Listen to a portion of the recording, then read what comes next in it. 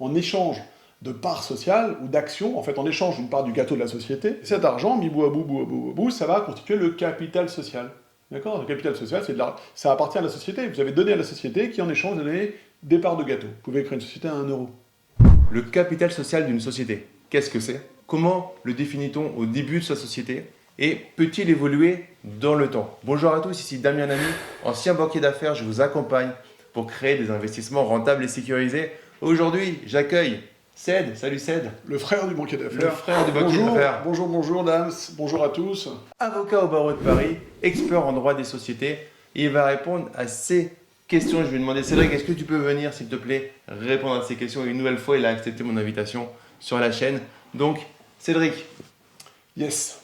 Comment on définit ce capital social et comment, derrière, on va déterminer son montant quand on crée une société? Ok, très simplement. Le capital social, c'est quoi? Le capital social, c'est quand vous êtes... Alors, on est dans une société, d'accord? On crée une société des associés qui se réunissent en fonction de leur affectio societatis parce qu'ils ont un but commun, ok? En échange de parts sociales ou d'actions, en fait, en échange d'une part du gâteau de la société, ok? Qui fait que vous êtes associé, vous êtes un porteur. En échange de ça, vous versez de l'argent, d'accord? Et cet argent, mis bout à bout, bout à bout, bout à bout, ça va constituer le capital social. D'accord? Le capital social, ça appartient à la société. Vous avez donné à la société qui, en échange, donné des parts de gâteau. Voilà. Donc c'est de l'argent qui est en banque et qui va servir pour la société et exclusivement pour la société. Le capital social, c'est pas de l'argent que je peux retirer de la société. Ah non, c'est pas une avance au compte courant. Vous n'avez pas prêté cet argent à la société. Vous lui avez donné en échange d'une part du gâteau pour vous prévaloir de la qualité d'associé. D'accord? Donc vous l'avez capitalisé, la société.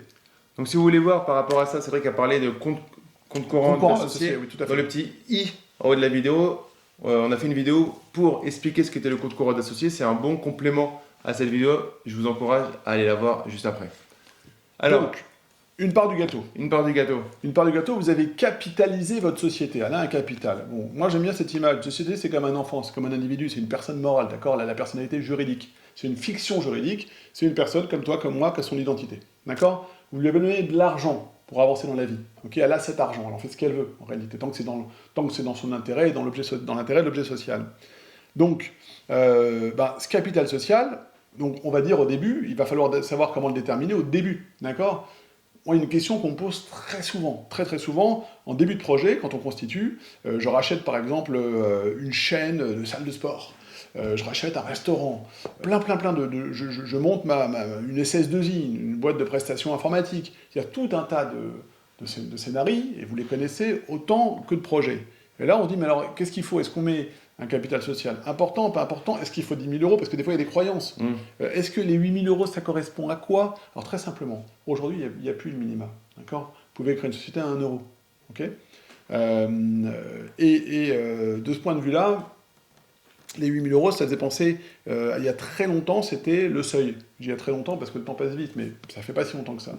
Donc, c'est pas, on s'en moque d'avoir 4-0, 5-0. Ce qui va plutôt compter, c'est est-ce que les partenaires, les clients, le B2B de la société, les banquiers, est-ce que eux, ils ont besoin d'avoir une forte capitalisation? D'accord? Ou est-ce qu'ils s'en moquent éperdument? Ce qu'ils veulent, c'est être sûr que le projet va marcher et qu'il y a de l'argent dedans, par d'autres moyens. Ok? Si la forte valorisation, elle n'est pas demandée par tous ces gens-là, d'accord? S'ils vont pas... Je vous donne un exemple. Quand vous commandez un produit en ligne, ok? Vous êtes sur Internet, vous commandez un produit en ligne. Vous n'allez pas vérifier le capital social de la société. Pas nécessairement, pas tout de suite. Vous, ce que vous voulez, c'est que le job soit fait. Quand vous rentrez... Damien, quand tu rentres dans un restaurant, tu vas sur Internet vérifier le capital social du restaurant? Toujours. Bon, tu t'en moques. Complet. On s'en moque totalement. Donc la capitalisation n'est pas importante. D'accord? Donc, moi, à titre personnel, quand la capitalisation n'est pas fondamentale, je conseille plutôt, et encore, allez voir l'autre vidéo qu'on a faite sur les comptes courants, je conseille plutôt de prêter cet argent à la société plutôt que de le mettre dedans, parce qu'une fois qu'il est dedans, pour le ressortir, accrochez-vous, quoi. Je veux dire, quand je dis accrochez-vous, il est fiscalisé, dividendes, salaire, ce que vous voulez, rémunération de dirigeants, mais il est fiscalisé. D'accord? Ça, c'est le point numéro 1. C'est-à-dire, capital social au moment de la Constitution. Maintenant, il y a un autre capital social, vous pouvez l'ouvrir. En cours de fonctionnement, en cours de vie de la société, j'ai souvent des personnes qui ont besoin de faire entrer des partenaires nouveaux. Soit ils veulent intéresser d'autres gens au projet, qui ont plein de projets, plein de compétences, d'accord? Ils veulent les intéresser, les associer au projet, puis ils ont besoin aussi d'argent. Donc ils vont ouvrir le capital, Et rebelote, en échange d'un bout de gâteau, alors ce qui est génial, c'est qu'on peut faire des augmentations de capital pour ça. C'est-à-dire qu'on peut augmenter le gâteau, on dit, bon, bah, d'accord, on va augmenter le gâteau, tu veux combien du gâteau? Bah, je veux tant, bah, tu payes. Et du coup, la société, elle est capitalisée, alors elle peut faire d'autres choses. Elle peut acheter, elle peut faire de la croissance externe avec cet argent. Et puis ça lui permet de rentrer des personnes, des acteurs qui vont être importants. D'accord? Et il y a enfin, capital social, on a vu le début, on a vu le milieu, il y a la fin. Quand on décide de transmettre en fait sa société, d'accord, eh bien là, effectivement, soit on transmet uniquement ses actifs, les uns après les autres, ou tous ensemble. Enfin, si on transmet les actifs, par exemple, on va prendre l'exemple du restaurant, j'ai un restaurant, j'ai un fonds de commerce, je transmets juste l'actif, je garde ma boîte, d'accord. Ou alors, sur des projets à partir d'1 million d'euros, en général, quand c'est un peu plus important, on va vendre la société. Donc en fait, ce capital social, eh ben, on va le vendre. Donc, en fait, vous allez vendre, quand je dis on va le vendre, vous allez vendre votre participation, action ou part sociale, selon la nature de la société, vous allez le vendre à d'autres personnes. Donc il va passer ce capital social, et ce sera toujours le capital social de la société, mais finalement, ben, vous allez organiser votre transmission en vendant votre participation. Mais la transmission, le montant que tu as ton restaurant, donc tu as une société avec un restaurant, Ouais. le montant que tu vas vendre, c'est par rapport à la valorisation de la société, pas par rapport au capital, ou le capital rentre en compte dans la valorisation de la société? Il va très faiblement entrer en compte Ça, quand oui. on est sur des faibles capitalisations, parce que c'est une bonne question, Damien, que tu me poses. Quand on cède une société, on va essayer de dégager sa valeur nette, en fait. Donc tu vas prendre l'ensemble de l'actif et tu vas prendre l'ensemble des dettes, grossièrement, d'accord. Maintenant, c'est sûr que le capital va rentrer en compte pour cette valorisation, mais bon, souvent comptablement, il y a des éléments qui sont beaucoup, beaucoup plus importants. Encore une fois, sur des valorisations, sur des capitalisations, pardon, faibles. Tu peux avoir des sociétés qui sont très importantes, qui ont 2, 3, 4, 5 millions d'euros de chiffre d'affaires. Pour autant, même quand c'est des groupes, quand tu prends la capitalisation, elle n'est pas conséquente. D'accord? Donc, pour résumer, pour toi, c'est pas, en tout cas, quand on crée sa société ou même quand on fait croître sa société, c'est peut-être pas là où il faut mettre le plus de temps, hein, si on est un peu en Pareto, c'est pas le temps qu'on va passer là-dedans, on va pas produire des résultats énormes par rapport à d'autres choses. Exactement. C'est pas le sujet. Il faut juste comprendre que ça sert à rien d'avoir. Vous ferez simplement dans cette typologie hein, d'investissement.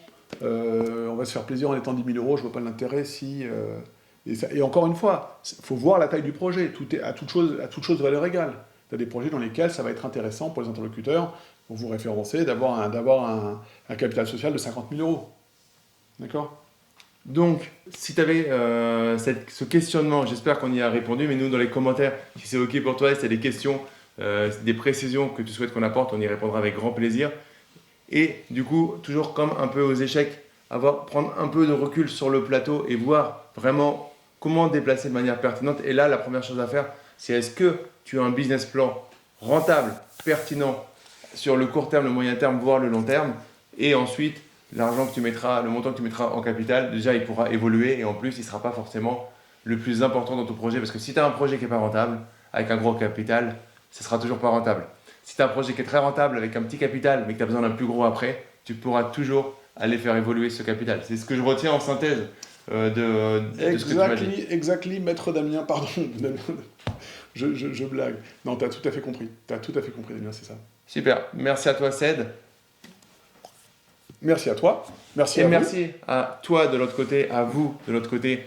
Il vous reste une seule chose à faire, non, deux choses à faire. La première, c'est liker cette vidéo. Et la deuxième, c'est vous abonner à la chaîne en cliquant sur le bouton s'abonner et sur la cloche pour recevoir des notifications quand je publie de nouvelles vidéos. Et comme ça, vous rejoignez des milliers d'investisseurs déjà abonnés. Et je vous dis à très vite. Merci Ced. Ciao, ciao.